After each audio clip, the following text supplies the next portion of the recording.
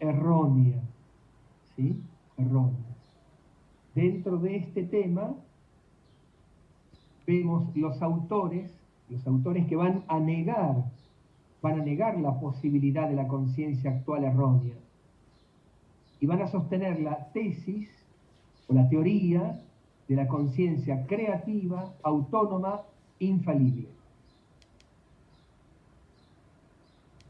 ¿De dónde viene esta concepción de la conciencia autónoma, creativa, infalible? Es decir, que se niega la posibilidad de el juicio de conciencia errónea. El origen de esta postura está principalmente en la filosofía moderna europea. En la filosofía moderna europea. Yo les pongo en la página 177 citas textuales de Rousseau, de Kant y de Fichte, para que ustedes vean que la conciencia, la negación de la posibilidad de un juicio de conciencia erróneo se origina en la filosofía moderna europea.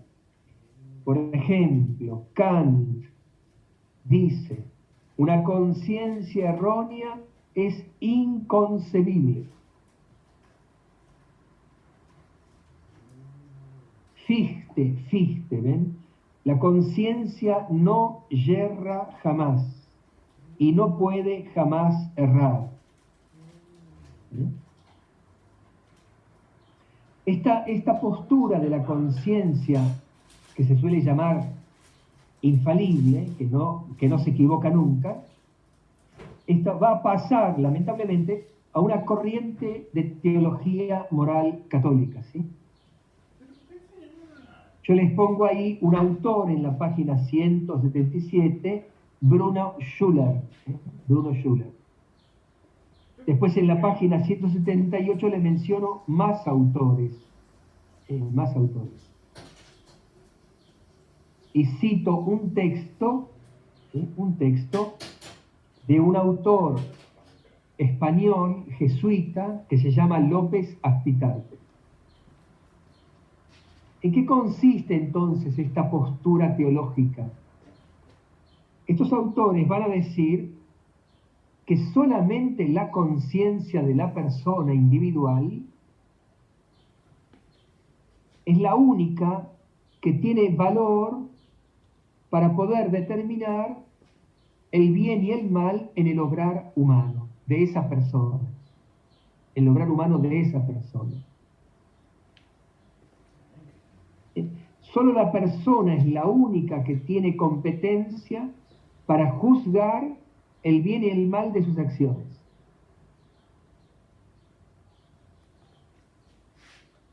Por lo tanto, ven, como pueden, después lo van a leer en el texto que les pongo de López Aspitarte, van a ver hacia el final de la página 178, ¿no? Dice, leo, si la moralidad radica en este último juicio, tenemos que aceptar que en cierto sentido ella, la conciencia, ¿no?, es la creadora y artífice del valor ético de esta determinada acción. Y aquí viene la palabra conciencia creativa. ¿Por qué? Porque estos autores van a sostener que la persona con su conciencia es la que va a crear el valor moral de esta acción concreta. Entonces, como ustedes imaginan, quiere decir que no existe ninguna instancia que permita decir si esta persona concreta obró bien o obró mal. ¿Por qué? Porque solo ella puede decir eso. Solo cada persona concreta, en su situación concreta, puede determinar el bien y el mal de sus acciones. nadie puede decir si la persona obró bien o obró mal. Obviamente, esta concepción teológico-moral es una concepción errónea y obviamente que no está aceptada por la enseñanza moral de la Iglesia. Vamos a pasar entonces al segundo punto, página 179. El juicio de conciencia puede ser erróneo. Fíjense que yo les pongo un texto de la Veritatis Splendor de Juan Pablo II, lo voy a leer, en la página 179, donde dice con la letra B, el juicio de conciencia puede ser erróneo. La conciencia como juicio de un acto no está exenta de la posibilidad de error. En los juicios de nuestra conciencia se anida siempre la posibilidad de error. Ella no es un juez infalible. Puede errar. Esta expresión de Juan Pablo II, la conciencia no es un juez infalible, es muy importante porque justamente hace alusión a la postura de estos autores que van a sostener que la conciencia de cada persona es un juez infalible. ¿En qué se basa tanto el magisterio como la tradición teológica para sostener que el juicio de la conciencia puede ser erróneo? ¿En qué se basa? El texto más importante es un texto de la última cena del Evangelio de San Juan en el capítulo 16 del Evangelio de San Juan, donde Jesús le dice a los apóstoles: llegará la hora en que todo el que los mate piense que da culto a Dios. No es el único texto bíblico, pero es el más importante que ha sido comentado en la tradición teológica para sostener la posibilidad de que el juicio de la conciencia puede ser erróneo. Fíjense que Jesús dice, es una profecía, ¿no? Llegará la hora en que todo el que los mate piense, juzgue, que da culto a Dios.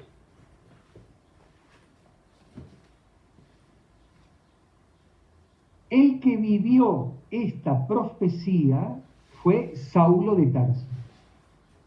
Saulo de Tarso, antes de su conversión, él pensaba que persiguiendo, encarcelando y aprobando la muerte de los cristianos, estaba dando culto a Dios. Saulo estaba convencido de eso.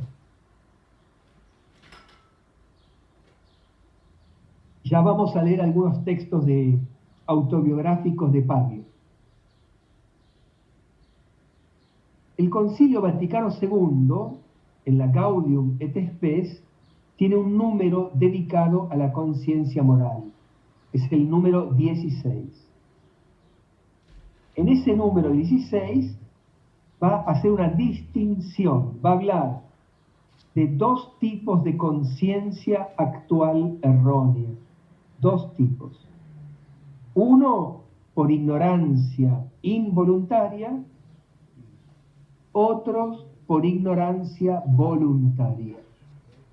Entonces, la conciencia actual errónea puede ser de dos clases. Por ignorancia involuntaria, por ignorancia voluntaria. Antes de explicar estos dos tipos de conciencia errónea, vamos a ver brevemente qué es una conciencia errónea. Yo les cito en la página 180 una frase de Santo Tomás en la Suma Teológica. Santo Tomás dice que El juicio de la conciencia erróneo es el que estima como bueno lo que es malo o malo lo que es bueno. ¿Sí? Estima como bueno lo que es malo o malo lo que es bueno. Eso es un juicio de conciencia erróneo.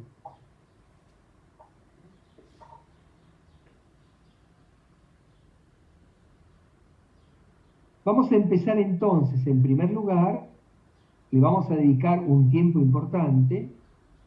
Estoy en la página 180 para los que me siguen con el libro, al juicio de conciencia invenciblemente erróneo, es decir, al juicio erróneo por ignorancia involuntaria. Por ignorancia involuntaria. ¿Cuál es la característica de un juicio erróneo por ignorancia involuntaria? La característica es doble. En primer lugar, la persona no tiene la más mínima advertencia del error que engaña a su juicio. No tiene la más mínima advertencia del error que engaña a su juicio. Segundo, la persona está cierta, convencida de que su juicio es verdadero. La persona está cierta, está convencida de que su juicio es verdadero. Vamos a volver al texto del Evangelio de San Juan.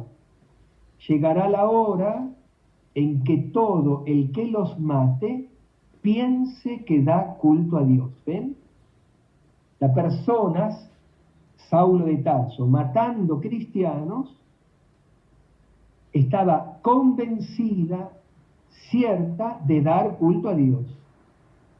Es decir, de estar haciendo algo bueno. Santo Tomás de Aquino dice así: cuando la razón que yerra, propone algo como precepto de Dios.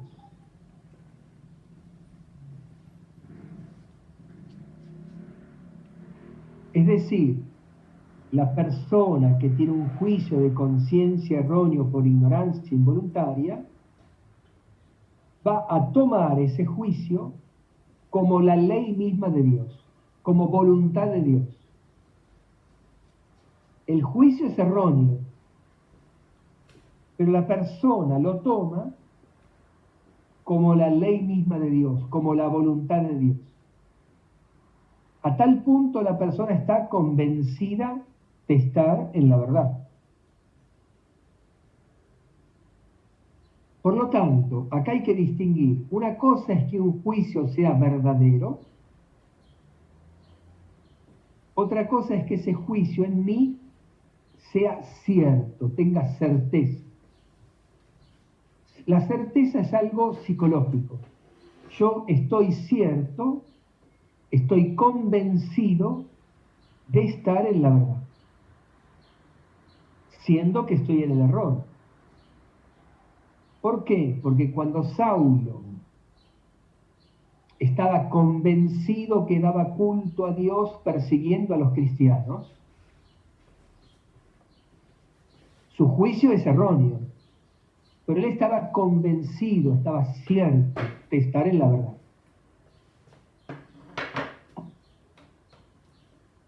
Entonces, el juicio cierto, la certeza del juicio, hace que la persona tome ese juicio como recto, como verdadero, como voluntad de Dios. ¿Ven? Santo Tomás dice, es tomado por el que yerra como la ley misma de Dios. Por lo tanto, el juicio erróneo por ignorancia involuntaria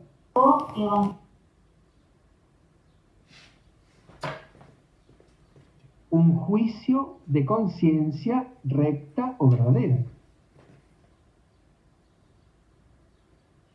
Una pregunta. ¿Y el caso, por ejemplo, de la bendición de armas?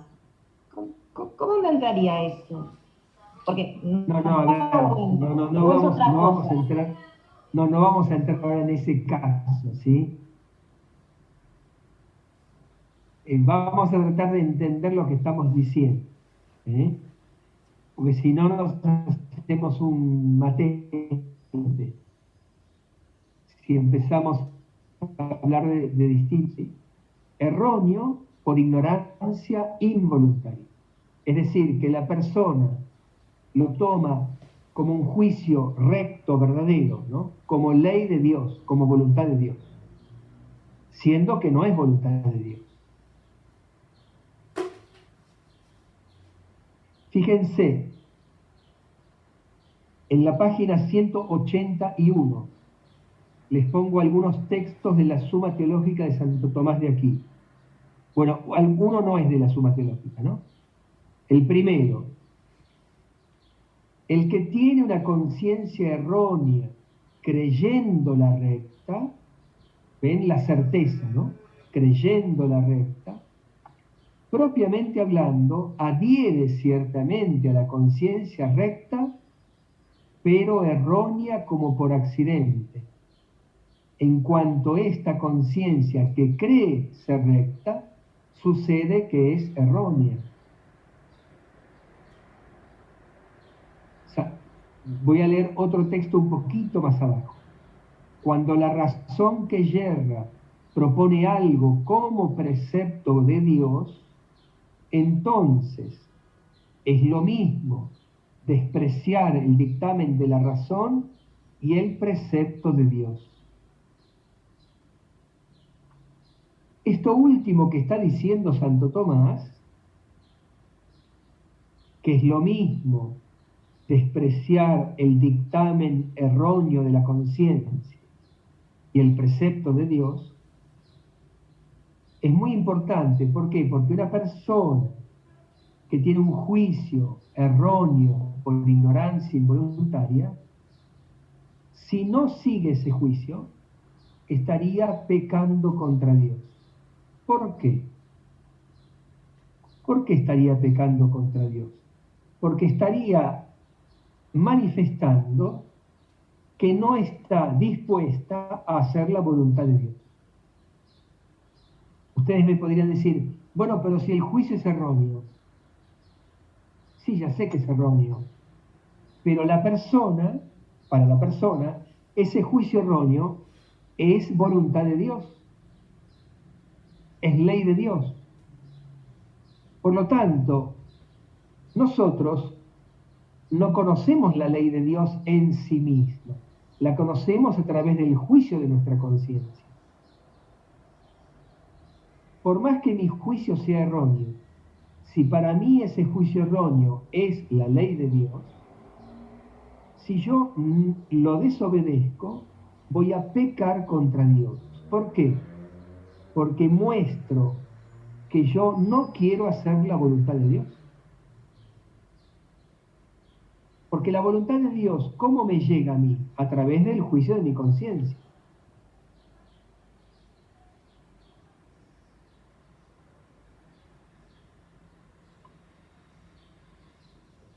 Los que tienen el libro, fíjense en la página 182. Yo les pongo ahí dos textos de Santo Tomás. Voy a leer el segundo, el más largo.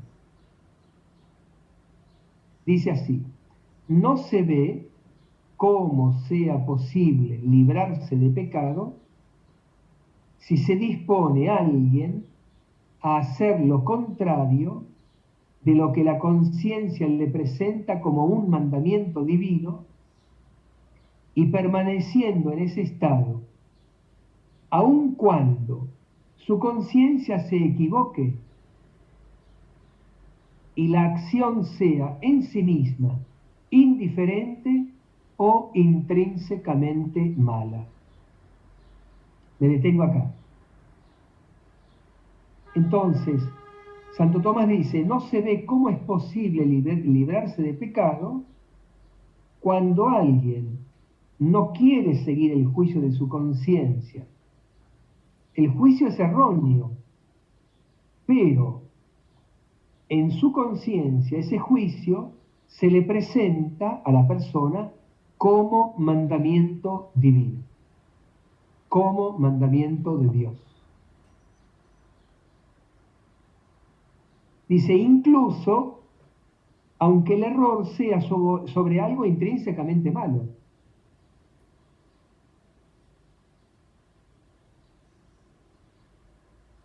Sigo leyendo el texto. Pues, en cuanto de él depende, ¿ven? En cuanto depende de la persona, por eso mismo, tiene una voluntad que no quiere observar la ley de Dios. Por lo tanto, peca mortalmente. Peca mortalmente.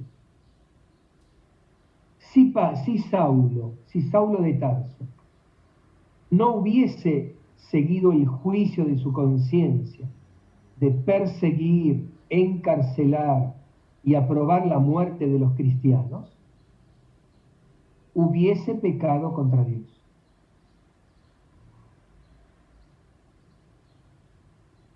Ustedes me pueden decir, bueno, pero es intrínsecamente malo matar a una persona por su fe. Sí, ya lo sé. Pero Saulo estaba convencido que esa es la voluntad de Dios. Si él no hubiese seguido ese juicio erróneo, hubiese pecado contra Dios. ¿Por qué? Porque manifiesta tener una voluntad que no quiere hacer la voluntad de Dios.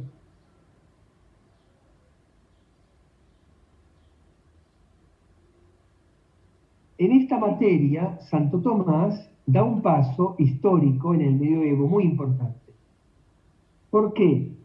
Porque San Buenaventura y Alejandro de Ales solamente admitían lo que estoy diciendo cuando el juicio erróneo era sobre un acto indiferente.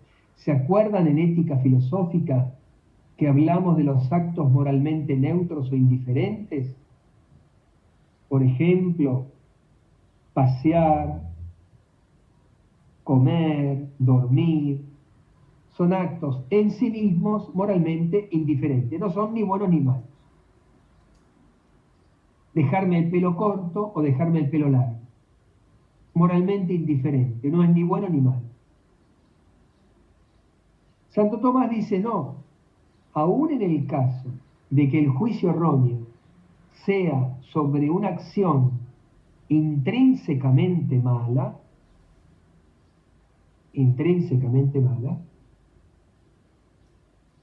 si mi juicio erróneo es por ignorancia involuntaria, yo debo obedecer ese juicio.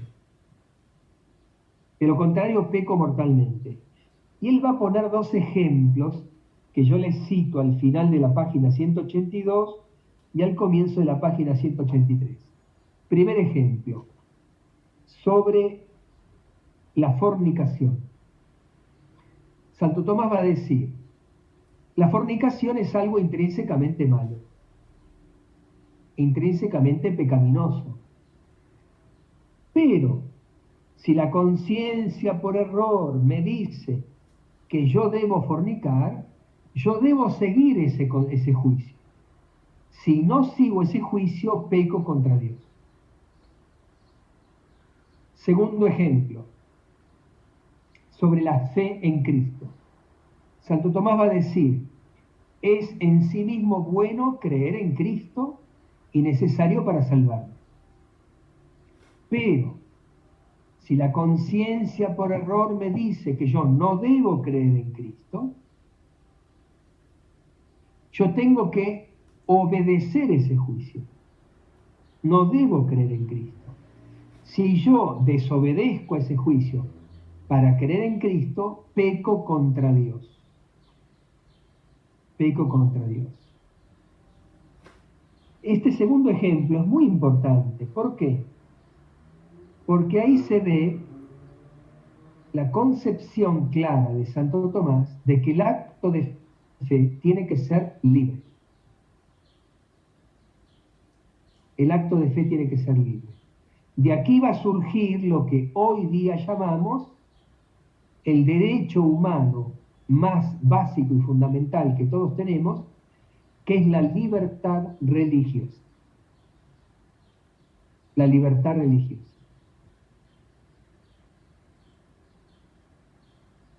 Profe, ¿podría hacer una consulta? Siempre y cuando hasta aquí yo sea claro. Si soy claro, sí. Eh, sí. A ver,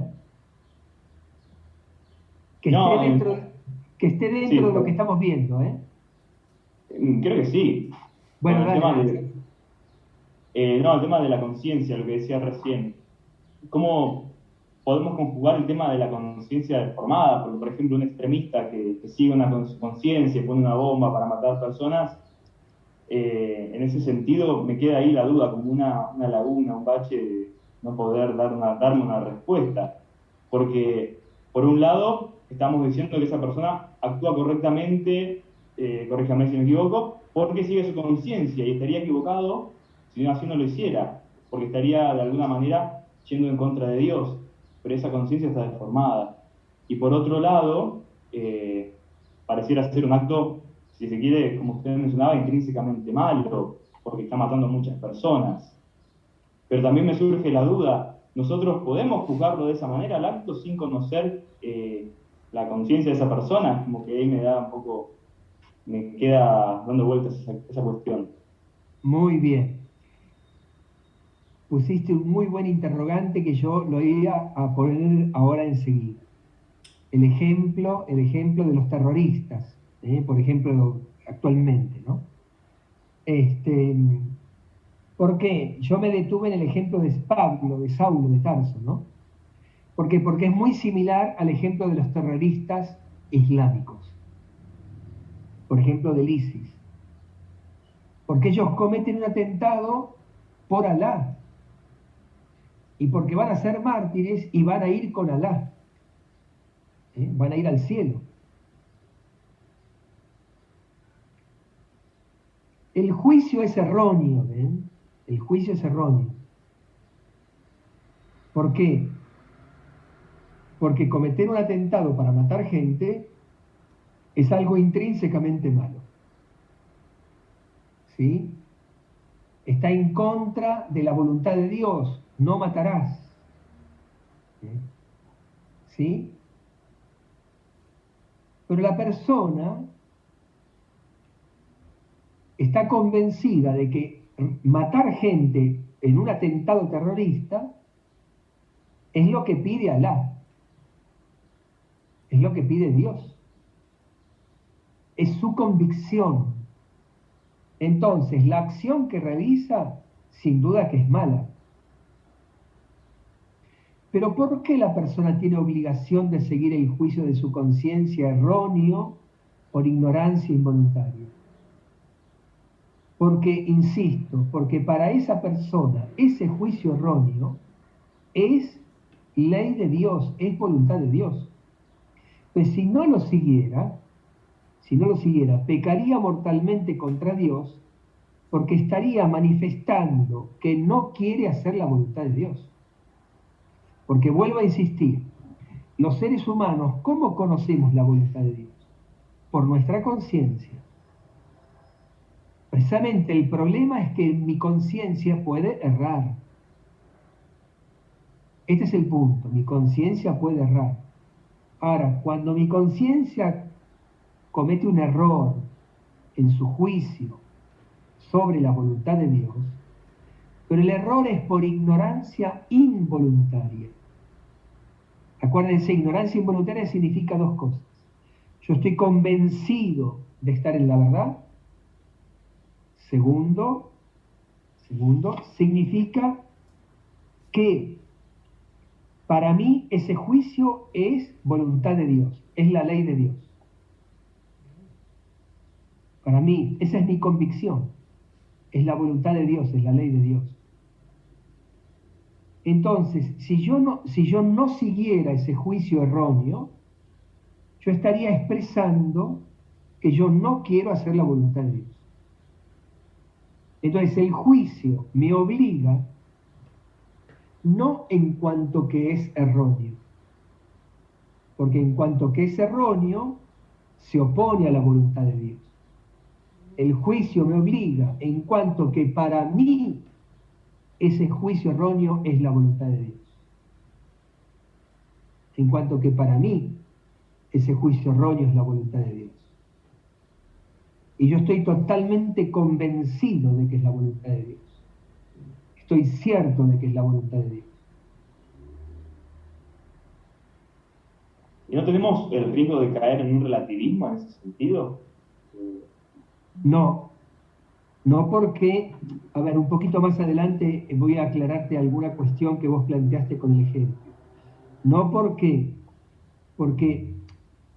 si tuviéramos una concepción individualista de la conciencia, sí. Pero como tenemos una concepción comunitaria, la conciencia es un conocimiento junto con otros, otros pueden juzgar no a mí, a mi persona, sino juzgar la acción que yo realizo. Acuérdense, a las personas solo las juzga Dios. Nosotros podemos y debemos juzgar las acciones, no a las personas.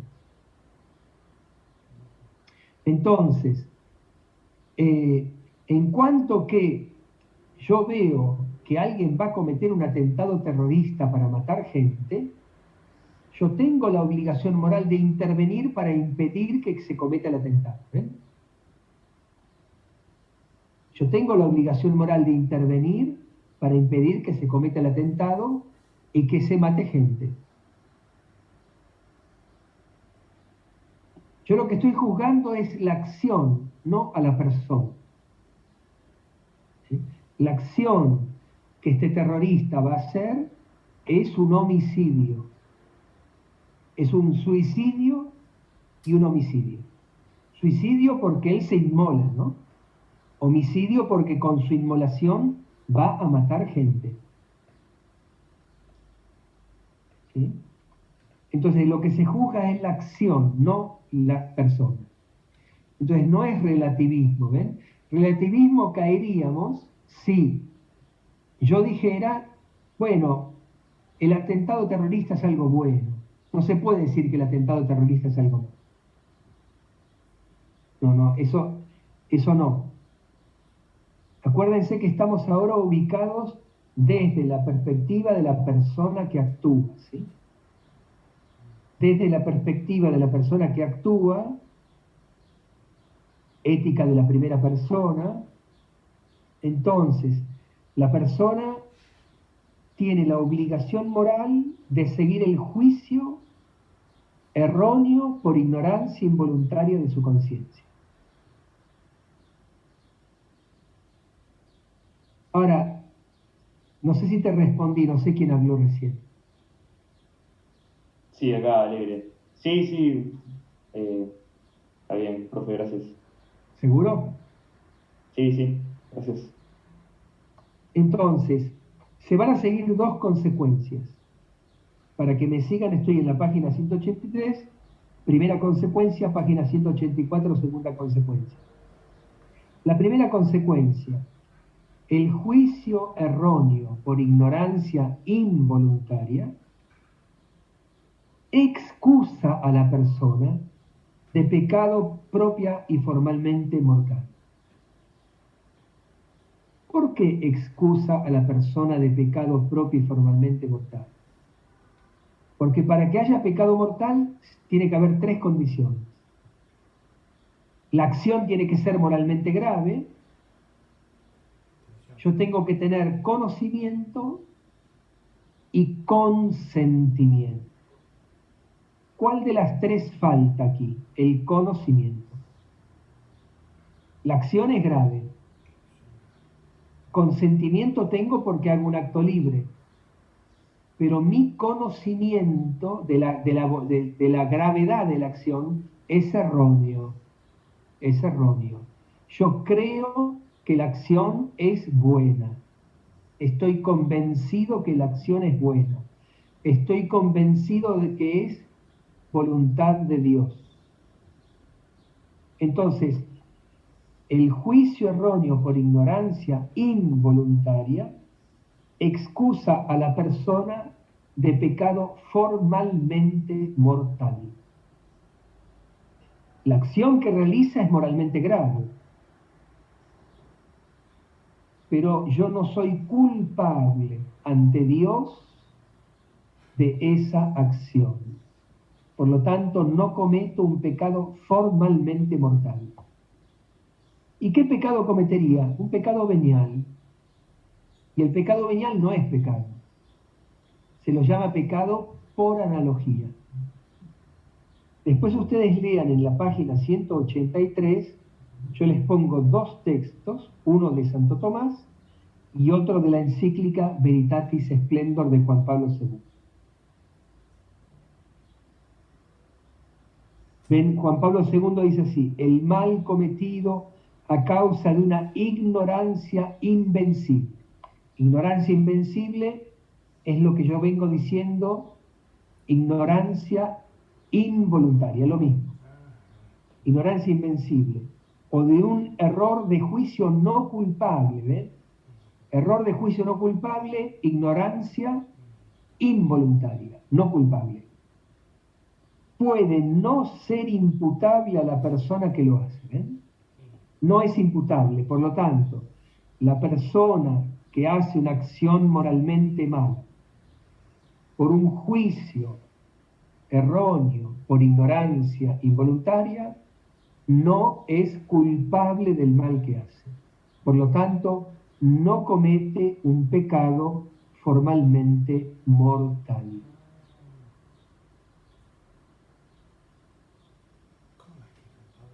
Yo les había dicho en otra clase que en mis 43 años de ministerio tuve un solo caso de una persona que, siendo allá adulta, se confesó de un aborto que había hecho en su juventud adolescente, y cuando yo le pregunté, ¿usted cuando hizo el aborto sabía que era algo muy grave? No.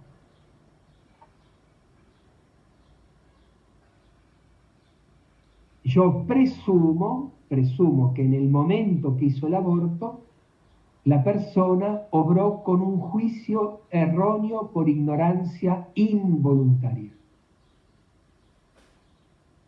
Por lo tanto, en ese momento no cometió un pecado formalmente mortal, aunque la acción haya sido grave.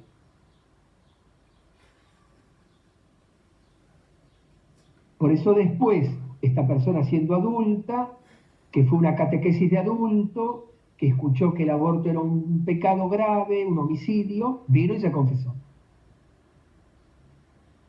¿Se entiende, no? Salió del error la persona, gracias a la catequesis. Pero en el momento que hizo el aborto, la persona no sabía que eso era grave.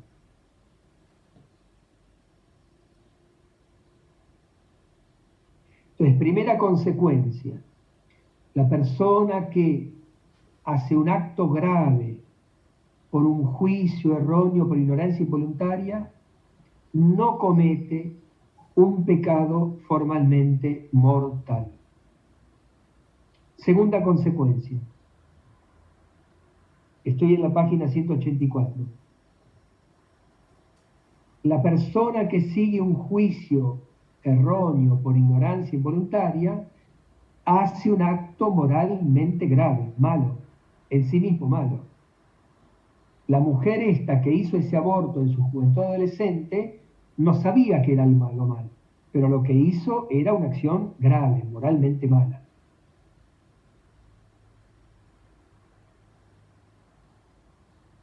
Entonces, si bien la persona no peca formalmente, no comete un pecado formal en el sentido teológico del pecado, la acción que realiza en sí misma es moralmente mala. Es una acción contraria a su dignidad y contraria a la voluntad de Dios, la acción.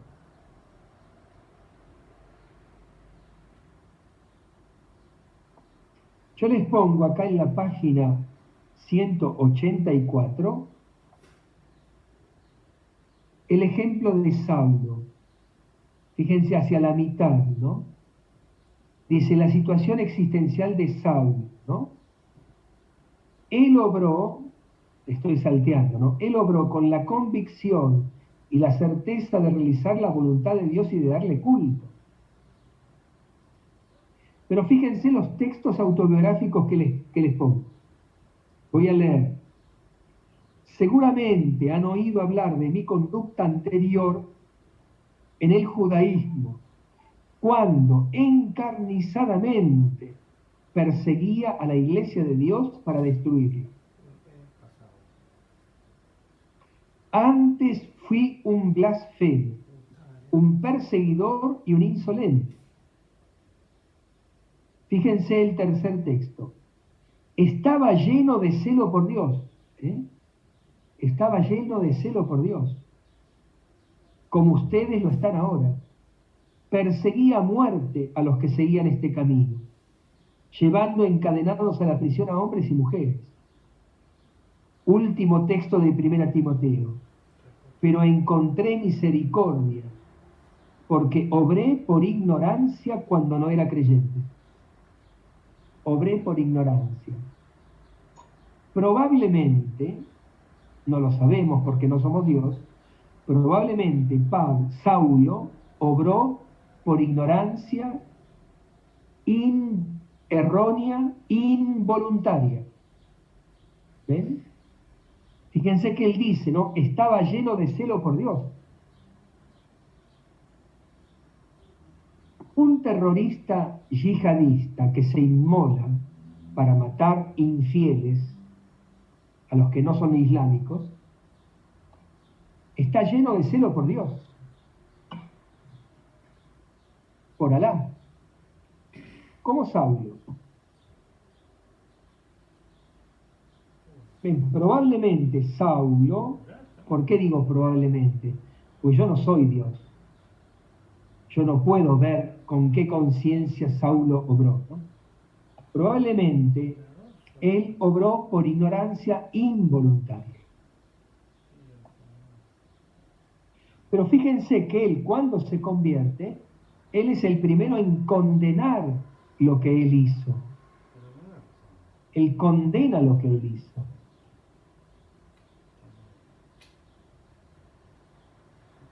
Voy a leerles un texto que está en el final de la página 185. Dice, Cristo Jesús vino al mundo a salvar a los pecadores, y el primero de ellos soy yo. Y si encontré misericordia fue para que en mí, el primero, manifestase Jesucristo toda su paciencia y sirviera de ejemplo a los que habían de creer en él para obtener vida eterna. ¿Ven? Pablo mismo es consciente de que él obró en contra de la voluntad de Dios. Pero en el momento que lo hizo, él estaba convencido, lleno de celo de Dios, de que hacía la voluntad de Dios. Cuando se convierte, él recibe la misericordia de Dios. ¿Por qué? Porque Jesús le perdona lo que hizo. Y él no se cansa de decir que él obró mal. El juez implacable de sí mismo es el mismo Pablo. Es el mismo Pablo, que va a condenar lo que él hizo.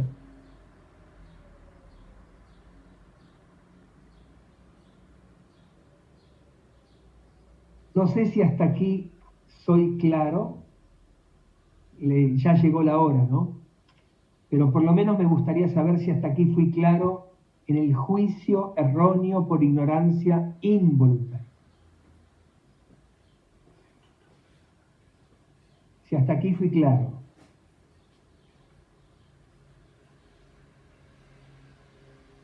Díganme ustedes. Sí, padre, fue claro. Sí. Gracias, Alejandro. Sí. Bueno, no pudimos dar todo el tema. Vamos a continuar el miércoles que viene, Dios mediante, ¿sí? Faltan dos cositas para aclarar. Y después vamos a ver el juicio erróneo por ignorancia voluntaria. Voluntaria, ¿eh?